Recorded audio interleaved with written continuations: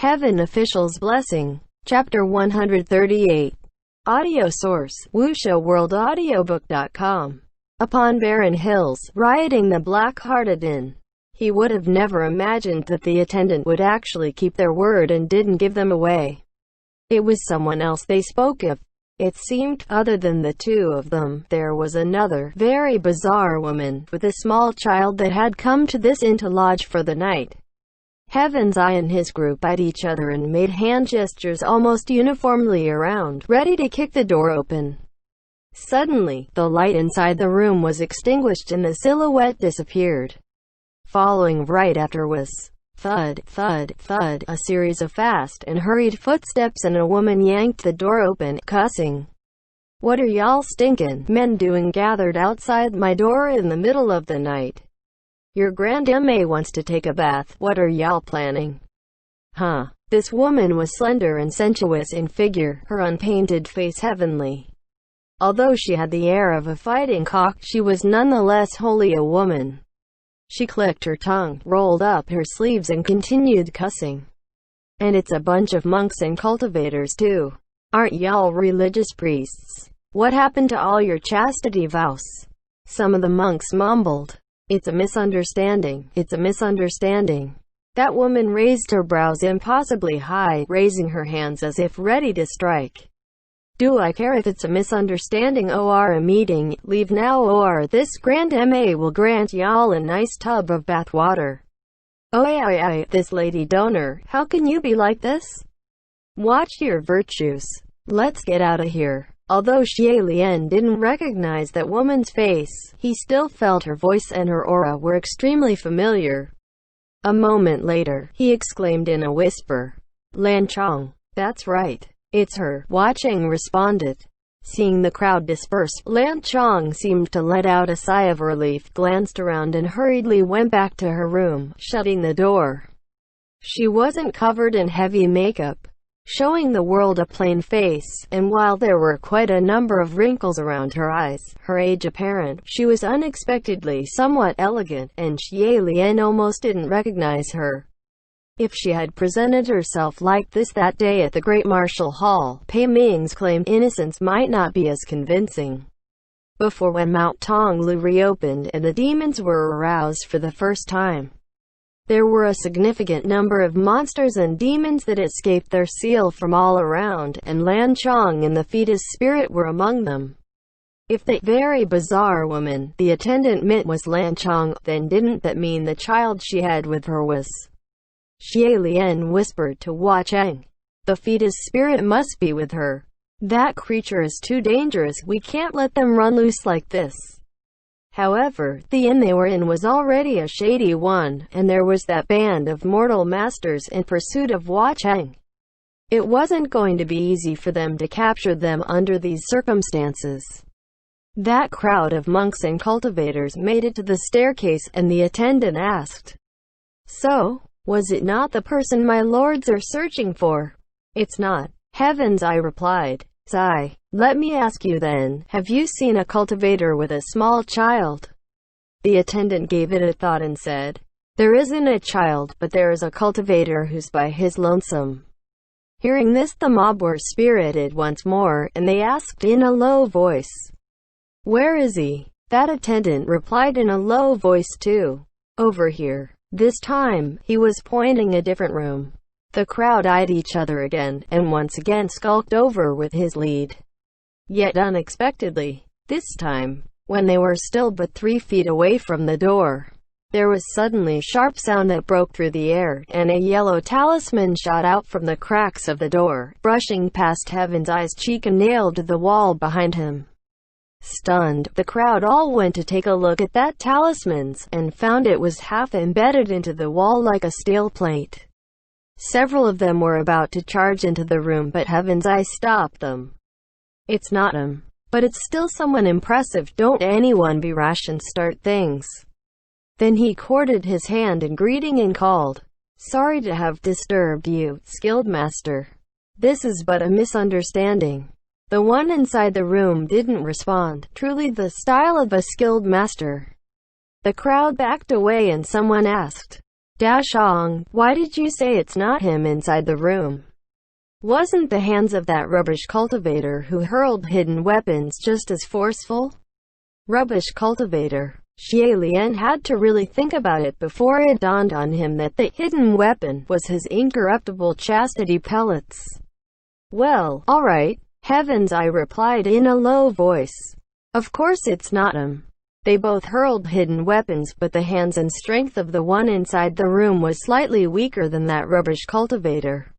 He hadn't finished his words before another 7 or 8 yellow talismans came shooting from behind them, nailing onto the doors and walls like arrows. The crowd was terrified and fled downstairs without another word.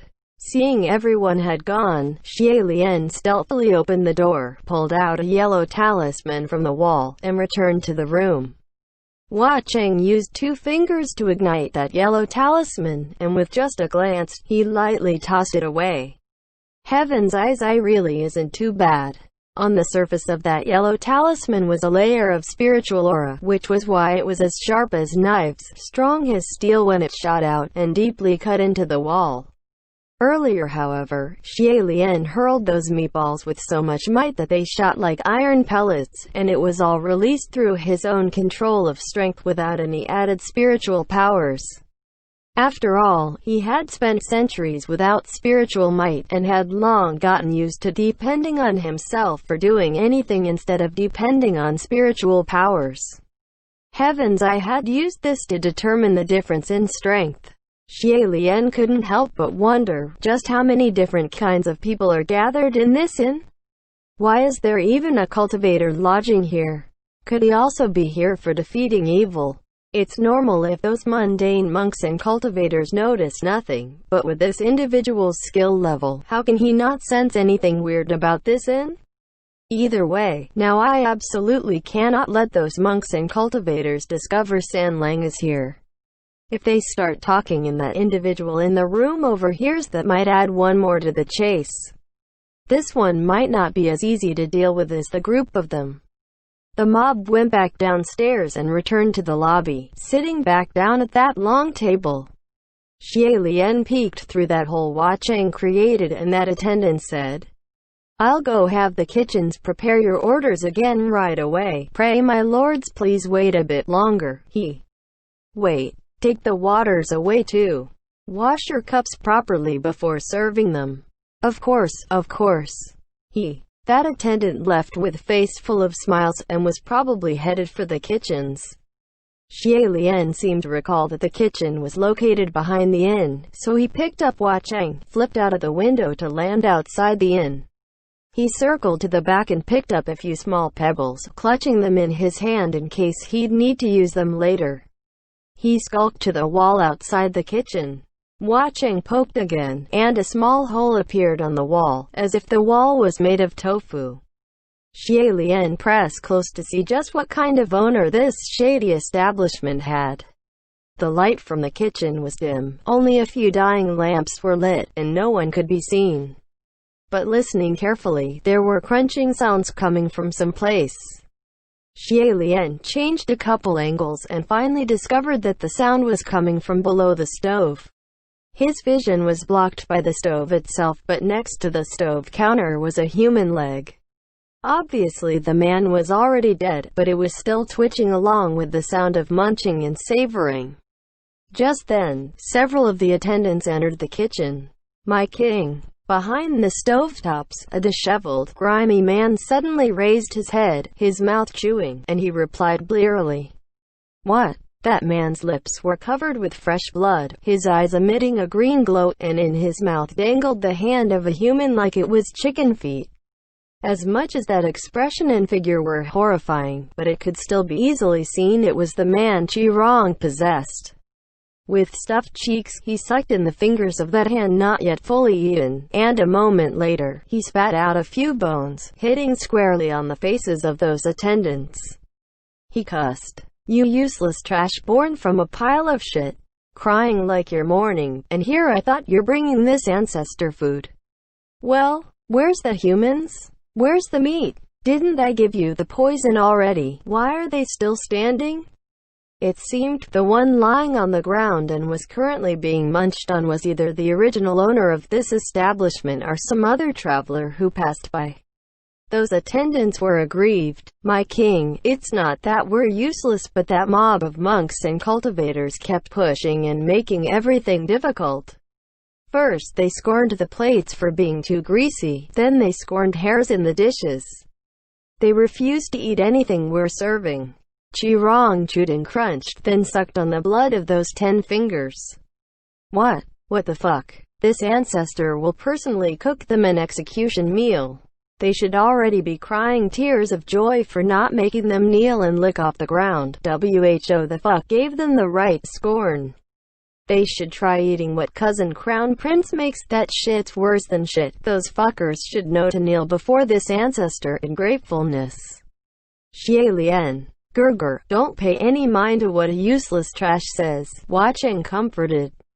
Yes, it's all 'cause you're all useless trash. Can't even wash a plate clean. Chi-Rong jumped to his feet and cussed as he beat up those attendants. His anger satisfied, Chi-Rong rolled up his sleeves, cleaned his blood-covered lips with a wipe of his hand, and took up the spatula, clinking and clanking the iron wok, cussing as he ordered. "Get over here. Open your shitty eyes. I'll let you witness the skills of this ancestor. See if you all have anything shitty to say after." Flames roared to the skies, and soon after, he indeed remade another set of dishes, and he ordered those attendants to serve them. What a set indeed! The meat was abundant, the vegetables fresh, aromatic and alluring. Xie Lian returned to the guest room on the second level and peeked down below, and those monks and cultivators were all in awe. "This looks good. Yes. This is so well done, especially this salt and pepper chicken feet, fat and tender. Isn't it a little too fat and tender? I've never seen chicken feet this long," the attendants explained. "Oh, this is our house specialty. It's not your typical chicken feet, but a rare, white phoenix chicken feet especially selected with claws removed. Don't they look soft and delicate like a girl, seductive and tempting? You're right, but I fancy this fried pig's skin best. The pig skin is lightly crispy and tender, the fire controlled just right. Wait, why does this pork have tattoos?" the attendants explained. "Oh, it's because our chef wanted to demonstrate his godly carving skills, so this was intentionally etched to show off a little trick, that's all. This sweet and sour ribs doesn't seem cooked through and the sauce is too thick. You're not trying to cover up anything funny with all the sweet and sour flavor, are you?" the attendants explained. "Oh, nothing of the sort. Everything in this establishment is butchered and sold on the day of. It's just our chef has a stronger taste, that's all." Seeing how they were praising the dishes endlessly and were about to dig in, Xie Lian really couldn't hold back anymore and threw a small pebble he picked up earlier, flinging it out of that small hole. This shot hit the hand Heaven's Eye was using to raise the teacup he was going to drink from to detox, and his arm shuddered, spilling the water from the cup. This spill splashed squarely on the face of one of the attendants who kept smiling. That water wasn't hot, but it was like boiling water had spilled on that attendant, and it covered its face, wailing. Ah! Now everyone at the table was bewildered, and they all raised their weapons. "What's going on?" Heaven's Eye seized the hand of that attendant and yanked it aside. The crowd awed. The facial features of that attendant were half melted, as if water had spilled on a blank sheet of paper and the ink smudged. Blurry and hazy, trails of ink spread along the cheeks and rolled down. His features and smiles were drawn with a brush. Without missing a beat, the mob flipped the table, and instantly started a brawl with the attendants. Those attendants were hugging their heads as they were beaten, howling. "My lords, please stop. That very bizarre woman with a small child you're all looking for. That strange cultivator. He's upstairs. They're upstairs. Go find them. Let us go. We're only part-timers." Patooey. Part-timers? Who are you kidding? Trying to deceive us?